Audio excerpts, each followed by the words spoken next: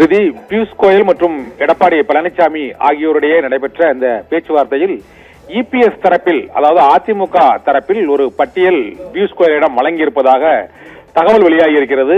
அந்த பட்டியலை பொறுத்தவரை அதிமுக இந்த முறை 170 தொகுதிகளில் குறைந்தபட்சம் போட்டியிடுவதற்காக திட்டமிட்டிருப்பதாக தகவல் வெளியாகி இருக்கிறது. மேலும் கடந்த முறை பாஜகவிற்கு 20 தொகுதிகளும் பாட்டாளி மக்கள் கட்சிக்கு 23 தொகுதிகளும் வழங்கிய நிலையில் இந்த முறை பாரதிய ஜனதா கட்சிக்கும் பாமகவிற்கும் தலா 23 தொகுதிகள் வழங்குவது சாத்தியப்படக்கூடும் என்று இபிஎஸ் தரப்பில் தெரிவித்திருப்பதாக கூறப்படுகிறது. இதே போல தேமுதிக மற்றும் அமமுக கூட்டணிக்கு வந்தால் அவர்களுக்கு 6 தொகுதிகள் வழங்கலாம் என்றும், ஜி.கே. வாசனின் தமிழ் மாநில காங்கிரஸ் மற்றும் ஓ பன்னீர்செல்வத்தின் தொண்டர்கள் மீட்புக் கழகம் ஆகியவற்றிற்கு தலா 3 தொகுதிகள் வழங்கலாம் என்றும், மற்ற சிறிய கட்சிகளுக்கு 1 தொகுதி 2 தொகுதி என்று வழங்கலாம் என்ற அவரது விருப்பத்தை எடப்பாடி பழனிசாமி பியூஷ் கோயலிடம் அளித்த அந்த பட்டியலில் தெரிவித்திருப்பதாக கூறப்படுகிறது.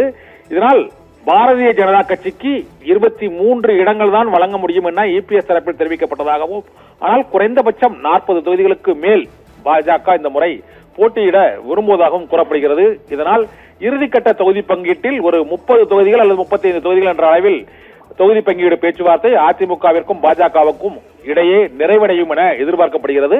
இப்போதைய இந்த பட்டியலானது அதிகாரப்பூர்வமற்றது. இருந்த போதிலும் 170 தொகுதிகளில் அதிமுக, 23 தொகுதிகளில் பாரதிய ஜனதா கட்சி, பாட்டாளி மக்கள் கட்சி, அமமுக மற்றும் ஓபிஎஸ் ஆகியோரிடம் நீங்களே பேச்சுவார்த்தை நடத்திக் கொள்ளலாம் என்று பாரதிய ஜனதா கட்சியின் பொறுப்பாளர்களிடம் இபிஎஸ் பொறுப்பை ஒப்படைத்து விட்டதாக கூறப்படுகிறது. இதில் முக்கியமாக தேமுதிகவிற்கும் அமமுகவிற்கும் 6 இடங்கள் தான் வழங்க முடியும் என்ற முடிவில் இபிஎஸ் இருப்பதாகவும் தகவல் வெளியாகி இருக்கிறது.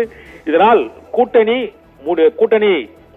கட்சிகளுக்கிடையேயான அந்த பேச்சுவார்த்தைகள் நிறைவடைந்த பிறகுதான் இறுதிப்பட்டியல் வெளியாகும். இப்போதைக்கு இது இபிஎஸ் மற்றும் அதிமுகவினர் தரப்பில் வெளியிடப்பட்டுள்ள அந்த அதிகாரபூர்வமற்ற பட்டியல். இப்போது இந்த தகவல் பியூஷ் கோயலிடம் வழங்கிய அந்த பட்டியல் மூலமாக கசிந்திருக்கிறது.